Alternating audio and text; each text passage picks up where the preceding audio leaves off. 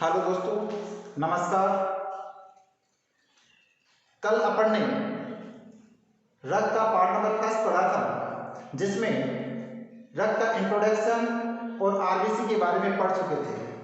दोस्तों, आज blood part number 2 में डब्ल्यूबीसी और प्लेटलेट्स के बारे में अध्ययन करें। दोस्तों, कल मैंने आप लोगों को रक्त के बारे में बताए थे कि रक्त के दो घटक होते हैं, एक लिक्विड पार्ट होता है, एक सॉलिड पार्ट होता है।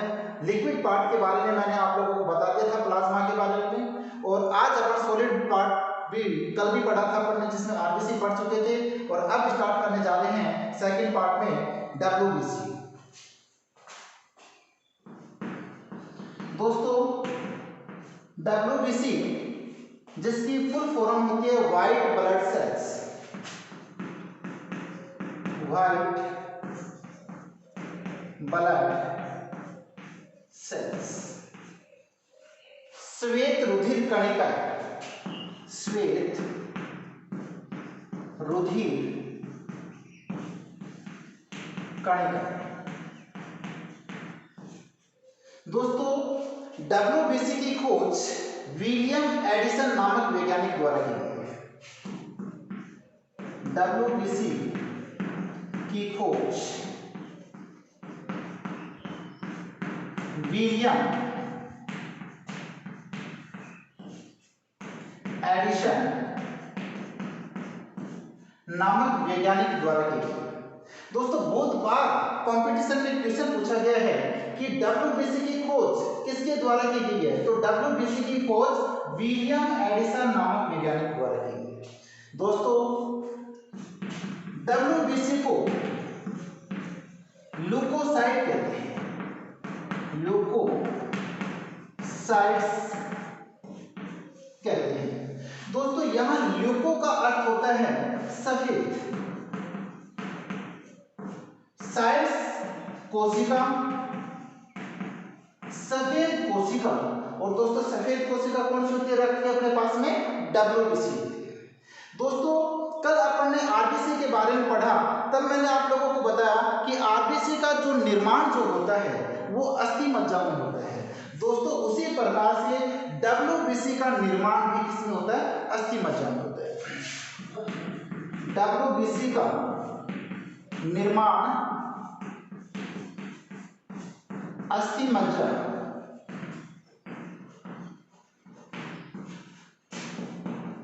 बोन मेरो में होता है। दोस्तों, अस्थि मज्जा दो लंबी हड्डियां होती हैं, जिसके अंदर जो खाली जगह होती है उसको दोस्तों अस्थि मज्जा कहते हैं। और डब्ल्यूबीसी का निर्माण कहां पर होता है? अस्थि मज्जा में होता है। दोस्तों, डब्ल्यूबीसी की मृत्यु रक्त में होती है, ब्लड में होती है। इसीलिए दोस्तों, यहां पर क्वेश्चन क्रिएट होता है कि डब्ल्यूबीसी का कब्रिस्तान, डब्ल्यूबीसी का कब्रिस्तान किसको कहते हैं? तो दोस्तों, डब्ल्यूबीसी का कब्रिस्तान क्या होता है? रक्त होता है, ब्लड होता है। दोस्तों, आरबीसी का कब्रिस्तान प्लीहा को कहते हैं, डब्ल्यूबीसी का कब्रिस्तान दोस्तों किसको कहते हैं? ब्लड को कहते हैं। उसके बाद में दोस्तों, मैंने आप लोगों को बताया था कि आरबीसी जो होती हैं वो नर और मादा में क्या होती है? अलग होती है। लेकिन दोस्तों, डब्ल्यूबीसी की संख्या नर एवं मादा में क्या होती है? समान होती है।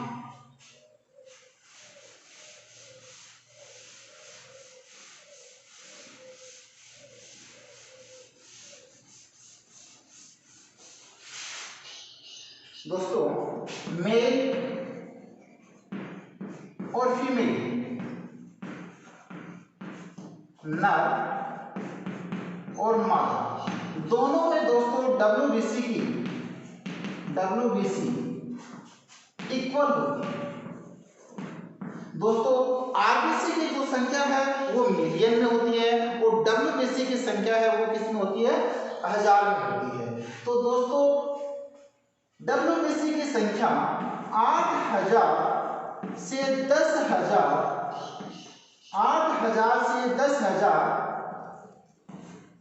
प्रति 100 ml HB होती है। दोस्तों, 100 ml HB हीमोग्लोबिन, Hb का अर्थ यहाँ क्या होता है, हीमोग्लोबिन।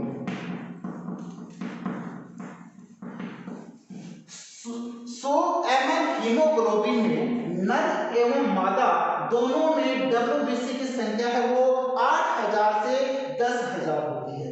दोस्तों बहुत बार क्वेश्चन पूछा गया है कि WBC की संख्या नर एवं मादा में कितनी होती है, तो लगभग कितनी होती है, दोनों में 8000 से लगभग 10000 के समान। दोस्तों मैंने आप लोगों को बताया कि WBC की मृत्यु है वो रक्त में होती है, और बहुत बार क्वेश्चन आया है कंपटीशन में कि WBC का पुनर्निर्माण कहाँ पर होता है। तो दोस्तों पुनर्निर्माण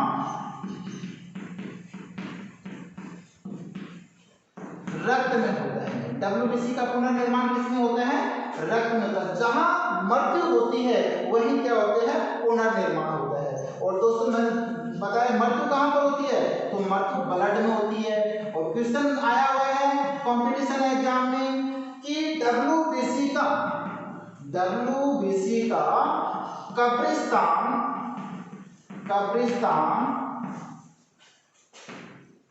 रक्त को कहा जाता है, रक्त को कहा जाता है। तो दोस्तों बहुत बार क्वेश्चन पूछा गया WBC का कब्रिस्तान किसको कहते हैं, WBC का कब्रिस्तान रक्त को कहते हैं। अब दोस्तों बहुत मोस्ट इंपोर्टेंट क्वेश्चन पूछा है कंपटीशन में कि WBC और RBC का अनुपात कितना होता है। तो दोस्तों RBC और WBC का अनुपात जो होता है वो दोस्तों 600 अनुपात 1 होता है। कितना होता है, 600 अनुपात 1 होता है। यदि दोस्तों अपन इसी के साथ में प्लेटलेट्स की बात करें तो तीनों का अनुपात RBC, WBC और दोस्तों प्लेटलेट्स, इन तीनों का अनुपात 600 अनुपात 1 अनुपात 40 होता है। दोस्तों यहाँ कई प्रकार के क्वेश्चन क्रिएट होते हैं। कई बार पूछा जाता है RBC और प्लेटलेट्स का अनुपात कितना होता है, तो RBC पीआर का अर्थ है दोस्तों यहाँ प्लेटलेट्स, RBC और प्लेटलेट्स का यदि अनुपात पूछे तब तो दोस्तों कितना होता है, 600 अनुपात 40। यदि अपन को पूछा जाए WBC और प्लेटलेट्स का अनुपात, WBC और प्लेटलेट्स का अनुपात, तब दोस्तों कितना होता है, 1 अनुपात 40। दोस्तों यदि अपने पास में क्वेश्चन पूछा जाए कि RBC और WBC का अनुपात कितना होता है, तो RBC और WBC का अनुपात कितना होता है, 600 अनुपात 1 होता है।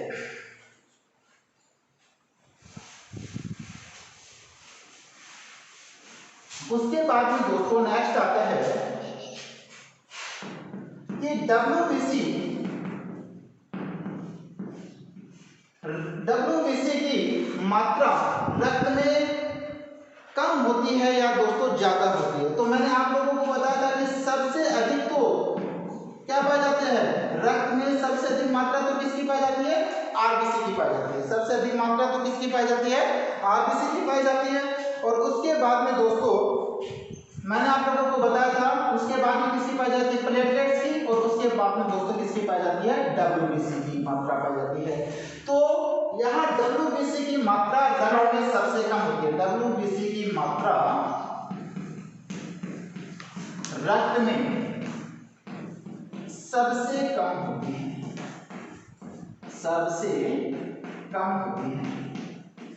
अब दोस्तों यहाँ पर क्वेश्चन पूछा जाता है कि रक्त में सबसे अधिक रक्त कणिका कौन सी पाई जाती है। सबसे अधिक रक्त कणिका तो RBC पाई जाती है। रक्त में सबसे कम रक्त कणिका कौन सी पाई जाती है, दोस्तों सबसे कम रक्त कणिका कौन सी पाई जाती है, WBC पाई जाती है। उसके बाद में सर WBC की मात्रा रक्त में सबसे कम पाई जाती है, लेकिन इसका आकार जो होता है वो सबसे बड़ा होता है। क्या होता है, सबसे बड़ा होता है। तो दोस्तों RBC का आकार तो कैसा होता है, RBC का आकार सबसे छोटा होता है और WBC का आकार क्या होता है, सबसे बड़ा होता है।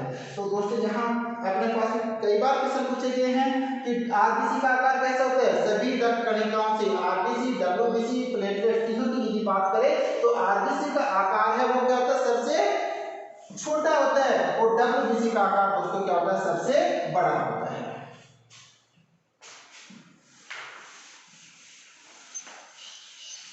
उसके बाद में दोस्तों बात करते हैं डब्ल्यूबीसी की आकृति कैसी होती है। डब्ल्यूबीसी की आकृति कैसी होती है, तो दोस्तों डब्ल्यूबीसी की आकृति अनियमित आकार की होती है। किस प्रकार की होती है, अनियमित आकार की होती है। और दोस्तों मैंने आप लोगों को बताया था कि आरबीसी की आकृति कैसी होती है, तो आरबीसी की आकृति कैसी होती है, आरबीसी की आकृति गोलाकार होती है।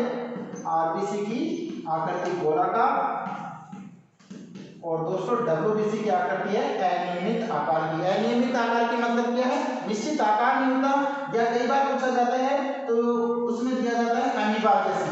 तो दोस्तों अमीबा की आकृति क्या होती है, अनियमित आकार का होता है अमीबा, इसलिए डब्ल्यूबीसी की आकृति भी किसके आकार की होती है, अमीबा के आकार की होती है। उसके बाद में दोस्तों आता है अपने पास में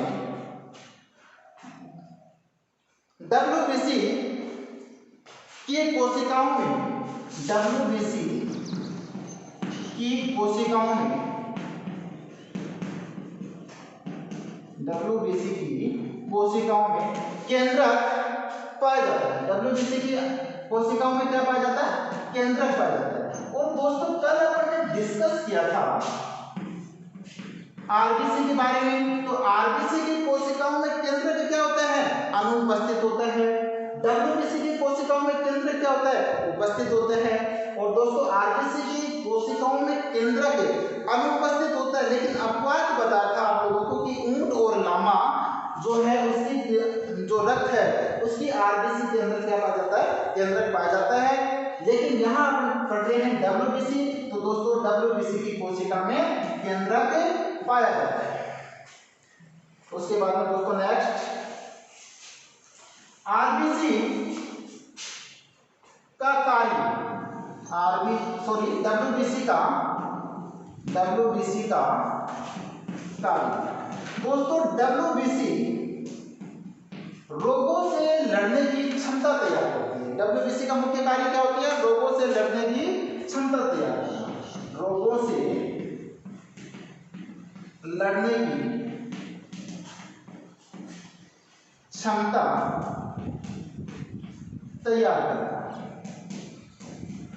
तो दोस्तों अपने पास में क्वेश्चन बनता है कि डब्ल्यूबीसी का कार्य क्या होता है, तो रोगों से लड़ने की क्षमता तैयार करना या एंटीबॉडी एवं एंटीटॉक्सिन का निर्माण करना।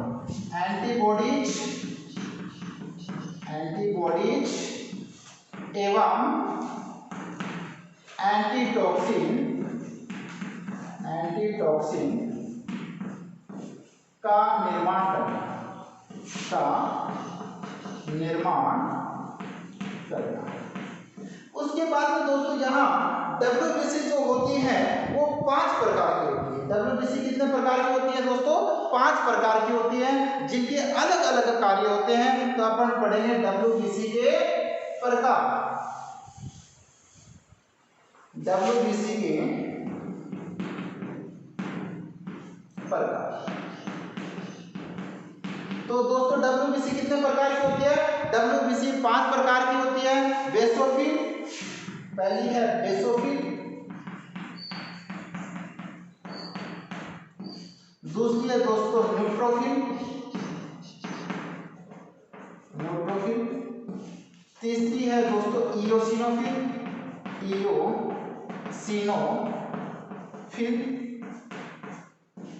पहली क्या है बेसोफिल, दूसरी न्यूट्रोफिल, तीसरी है दोस्तों इयोसिनोफिल, और चौथी है मोनोसाइट, और दोस्तों 5वीं डब्ल्यूबीसी का प्रकार है अपने पास में लिम्फोसाइट। कौन सी है, लिम्फोसाइट्स। तो दोस्तों यहाँ पर अलग अलग प्रकार के क्वेश्चन बनते हैं। एक तो होता है कि WBC, रुधिर की WBC में सबसे कम रक्त कणिकाएं कौन सी पाई जाती हैं? तो दोस्तों बेसोफिल जो रक्त कणिकाएं हैं, ये WBC का प्रकार है अपने पास में। WBC का प्रकार कौन कौन से हैं? बेसोफिल, न्यूट्रोफिल, इओसिनोफिल्स, मोनोसाइट्स और दोस्तों कौन सा? लिम्फोसाइट। तो बेसोफिल WBC में बेसोफिल्स रक्त कणिकाएं क्या होती है? सबसे कम होती है दोस्तों। क्या होती है? सबसे कम होती है। और दोस्तों WBC में न्यूट्रोफिल्स जो होती हैं वो सबसे अधिक होती है। क्या होती है? सबसे अधिक होती है। उसके बाद में दोस्तों जो मोनोसाइट्स होती है ये WBC की सबसे बड़ी कोशिका है। मोनोसाइट सबसे बड़ी कोशिका है, बड़ी कोशिका है। और दोस्तों जो लिम्फोसाइट है ये अपने पास में WBC की सबसे छोटी कोशिका है। क्या है? सबसे छोटी कोशिका है। तो दोस्तों यहाँ पर कई 5 प्रकार के क्वेश्चन बनते हैं अपने पास में।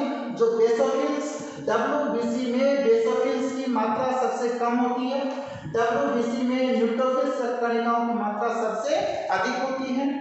दोस्तों मोनोसाइट्स WBC में सबसे बड़ी जो कोशिका होती है वो दोस्तों कौन सी होती है? मोनोसाइट्स होती है। और दोस्तों WBC में सबसे छोटी जो रक्त कणिका है वो दोस्तों कौन सी है अपने पास में? लिम्फोसाइट है। उससे बाद में दोस्तों WBC को रोगों से लड़ने वाली कोशिका कहा जाता है। WBC को क्या कहते हैं? रोगों से लड़ने वाली कोशिका कहते हैं। तो दोस्तों WBC को रोगों से लड़ने वाली कोशिका कहा जाता है।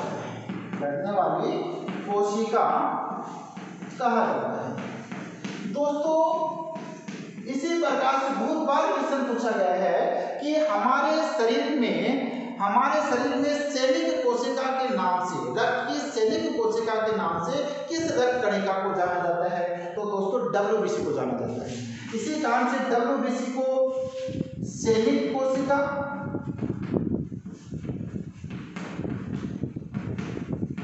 या लड़ने वाली कोशिका,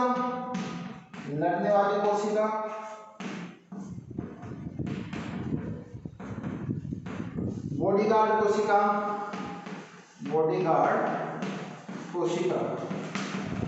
कहा जाता है। बॉडीगार्ड कोशिका कहा जाता है। तो दोस्तों यहाँ बहुत बार कॉम्पिटिशन में क्वेश्चन आया हुआ है कि हमारे शरीर में रक्त की कौन सी रक्त कणिका है जिसको बॉडीगार्ड कोशिका कहा जाता है? तो दोस्तों को कौन सी अपने पास में? WBC है। और उसके बाद में दोस्तों अपन के प्रकार पढ़ते हैं, वो 5 प्रकार के पढ़े कि WBC अपने पास में कितने प्रकार की होती है? 5 प्रकार की होती है। अब इन WBC के पांचों प्रकारों के अपन कार्य करते हैं कि ये पांचों प्रकार क्या क्या कार्य करते हैं। तो दोस्तों सबसे पहले अपन WBC का जो प्रकार पढ़ा दोस्तों वो पहले पढ़ा था कौन सा? बेसोफिल्स। तो WBC का सबसे पहला प्रकार कौन सा आया था अपने पास में? बेसोफिल्स। और दोस्तों बेसोफिल्स जो रक्त कणिका है, WBC की बेसोफिल्स रक्त कणिका है, ये एलर्जी के लिए कार्य करती है। किसके लिए कार्य करती है? एलर्जी के लिए कार्य करती है। तो बेसोफिल्स जो रक्त कणिका है ये है, बेसोफिल्स रक्त कणिका है ये दोस्तों एलर्जी के लिए लड़ाई करती है। किसके लिए लड़ाई करती है? एलर्जी के लिए लड़ाई करती है। उसके बाद में WBC का दोस्तों अपन ने दूसरा प्रकार पढ़ा और दूसरा प्रकार था अपने पास में न्यूट्रोफिल्स। कौन सा प्रकार था? न्यूट्रोफिल्स। और न्यूट्रोफिल्स का कार्य दोस्तों क्या होता है? न्यूट्रोफिल्स का कार्य अपने पास में होता है दोस्तों जीवाणु जनित रोगों के लिए लड़ने की क्षमता तैयार करता है। किसके लिए? जीवाणु जनित रोगों से लड़ने की क्षमता तैयार करता है। तो दोस्तों यहाँ पर क्वेश्चन बढ़ता है कि रुधिर की कौन सी रक्त कणिकाएं होती है? जहां पर RBC WBC नाम नहीं होता प्लेटलेट्स, वहां पर न्यूट्रोफिल्स नाम होता है। रुधिर की कौन सी रक्त कणिका है जो जीवाणु जनित रोगों से लड़ने की क्षमता तैयार करती है। तो दोस्तों वो WBC का न्यूट्रोफिल्स प्रकार होता है जो जीवाणुजनित रोगों से लड़ने की क्या करता है, क्षमता तैयार करता है। फिर दोस्तों अपन तीसरा पार्ट पढ़ते हैं इओसिनोफिल्स। इओसिनोफिल्स। और दोस्तों इओसिनोफिल्स का जो कार्य होता है, इओसिनोफिल्स का कार्य होता है वो विषाणु जनित रोगों को प्रतिकारी करता है। विषाणु जनित रोगों से लड़ने की क्षमता को तैयार करता है। लड़ने की क्षमता को तैयार करता है, वो तैयार करता है। उसके बाद में दोस्तों अपने पास में चौथा प्रकार मैंने आप लोगों को कौन सा बताया था? चौथा प्रकार एक मोनोसाइट बताया था, पांचवा प्रकार क्या बताया था? लिम्फोसाइट बताया था। मोनोसाइट्स और दोस्तों पांचवा प्रकार क्या बताया था? लिम्फोसाइट। लिम्फोसाइट। और इन दोनों का ही कार्य दोस्तों क्या होता है? इन दोनों का कार्य ही क्या होता है? एडवांस लेवल के लिए कार्य करती है। किसके लिए कार्य करती है? एडवांस लेवल के लिए कार्य करती है। ये एडवांस लेवल के लिए कार्य करती है। दोस्तों एडवांस लेवल के लिए कार्य करने का मतलब क्या होता है? किसी वैक्सीन का निर्माण करती है। वैक्सीन किसी भी टीके को आगे तक उसका असर है उसको क्या करती है? ये बनाए रखती है। उसके बाद में दोस्तों इसे टीकाकरण में इनको मेमोरी कोशिकाओं का निर्माण करती हैं। ये क्या करते हैं? मोनोसाइट्स और लिम्फोसाइट किसी भी टीकाकरण में मेमोरी कोशिकाओं का निर्माण करती हैं। तो दोस्तों किसी टीकाकरण में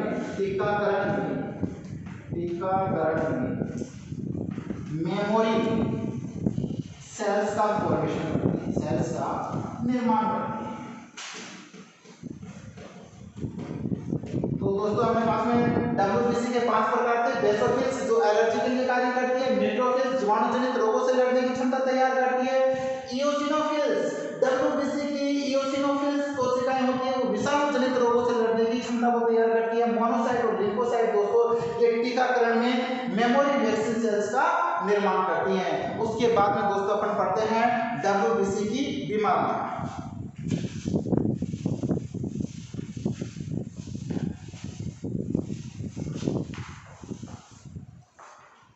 WBC की बीमारियां दोस्तों WBC की बीमारियां जब अपने रक्त में WBC की अधिकता हो जाती है या कमी हो जाती है तो अपने शरीर में कई प्रकार के रोग उत्पन्न हो जाते हैं। क्या हो जाते हैं? कई प्रकार के रोग उत्पन्न हो जाते हैं। तो WBC की कमी से WBC की कमी से दोस्तों ये निशान तो लगा रहा हूं इस प्रकार से, ये कमी क्या है? तो WBC की कमी से दोस्तों ल्यूकोपीनिया डिजीज होती है। ल्यूकोपीनिया रोग होता है। कौन सा रोग होता है? ल्यूकोपीनिया रोग होता है। और दोस्तों ल्यूकोपीनिया रोग के अंदर क्या होता है? इस अवस्था में इस रोग में अपने शरीर में बहुत से रोग उत्पन्न हो जाते हैं जिससे व्यक्ति रोगी ही बनता चला जाता है। मतलब एक रोग से दूसरा रोग, इस प्रकार से कई रोगों से ग्रसित हो जाता है ल्यूकोपीनिया के अंदर। इस प्रकार से कई प्रकार की बीमारियां हमारे शरीर में हो जाती हैं। वो किसके कारण से होती है? WBC की कमी से। क्यों होती है? इस प्रकार से क्यों होता है कि शरीर के अंदर बीमारियां ज्यादा से ज्यादा उत्पन्न हो जाती है, मतलब ठीक ही नहीं होती है। दोस्तों ये इसलिए होता है क्योंकि WBC का मुख्य कार्य क्या होता है? एंटीबॉडीज एवं एंटीटॉक्सिन का निर्माण करना होता है, रोगों से लड़ने की क्षमता को तैयार करना होता है। इसलिए दोस्तों वो क्या हो जाती है? कमजोर हो जाती है और व्यक्ति एक बार बीमार होता है तो लगातार कंटिन्यू क्या हो जाता है? वो बीमार होता ही चला जाता है। उसके बाद में दोस्तों WBC की अधिकता से दोस्तों जो ये एरो का निशान लगा कर रहा हूं ये अधिकता का है। तो WBC की अधिकता से दोस्तों ल्यूकेमिया रोग होता है। कौन सा रोग होता है? ल्यूकेमिया। और दोस्तों ल्यूकेमिया रोग के अंदर क्या हो जाता है? ल्यूकेमिया के अंदर ब्लड कैंसर हो जाता है। क्या हो जाता है? Blood cancer. दोस्तों ल्यूकेमिया अवस्था के अंदर क्या होता है? अपना रुधिर किसमें बहता है? रुधिर वाहिनियों में बहता है। और ल्यूकेमिया अवस्था में ब्लड कैंसर के दौरान जो रुधिर है वो अपने रुधिर वाहिनियों के अंदर ही क्या बन जाता है? थक्का बना लेता है, मतलब कलोट बना लेता है। इस कारण उस अवस्था को क्या बोलते हैं? अपन ल्यूकेमिया बोलते हैं। और दोस्तों एसपी नोड बता रहा हूँ, बहुत बार पूछा गया इसलिए मैं एसपी नोड लगा रहा हूँ कि जो HIV एड्स